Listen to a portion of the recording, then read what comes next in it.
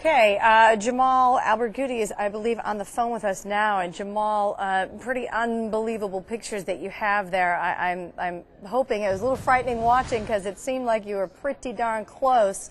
We first heard a series of shots. We see the officers. Can't tell if those shots are coming from their guns or from possibly the person inside the building or outside of the building. Tell us what you were able to see with your own naked eye. Well, the first thing I saw is when the policemen started taking their guns out, and then I knew that this was serious. I really didn't hear anything about the shooting that happened in AJ, but when I saw the guns, I knew that it isn't another bomb threat. Then I started hearing some gunshots far away. It seemed to me that they were not at Norris Hall, the building where the cops were just near. Right now, and then all the cops were trying to get into Norris Hall. They used like a bomb or something to open one of the doors, or probably they dropped a tear bomb in the building. There was a person in the building in the second floor in Norris, trying to tell the cops that he's in there and probably trying to guide them in. Now, Jamal, were you able to hear that person? And again, just to be clear for our viewers, this is apparently Norris Hall, the site of the second shooting that took place at Virginia Tech this morning. Jamal, you were able to hear some type of conversation between somebody on the second floor and the police officers outside? Well, I wasn't, but I saw his hand from the window. He was trying to reach outside the window to talk to the cops. So this is what I saw.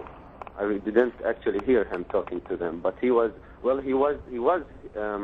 talking to them. I did not hear what he said. I was a little bit far away from there. All right. Now, after we see the pictures here that you were able to capture with your cell phone, we see that you actually moved quite a bit closer as the police went on down, I assume, inside the building. What happened after all of that? Well, I wasn't able to see anything because a cop came from behind me and he asked me to leave the area. I imagine so, for your safety, obviously. Where are you now, Jamal? What can you tell us about what you know to be happening on campus at this point? Well, after that, I had to leave. I left campus all over.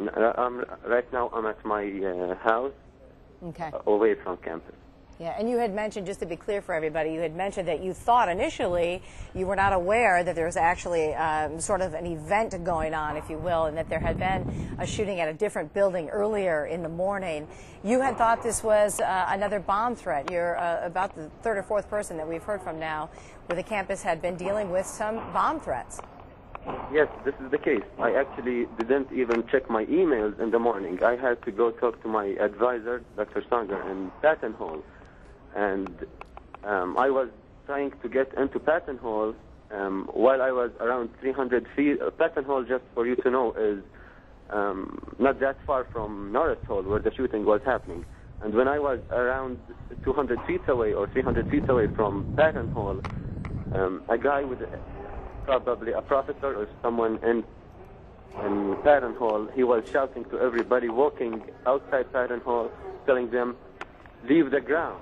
Now, I didn't understand how can I leave the ground, but he was... take cover, in other words. Right. Yeah, and so also just... go ahead. I just turned around and left. After a minute, when I reached the area where I took the video from, I saw the cops with guns, and they were asking everyone to lay down or to leave really quickly. So I knew that this wasn't another bomb threat. I knew that it's something way more serious than that. So I started taking the video.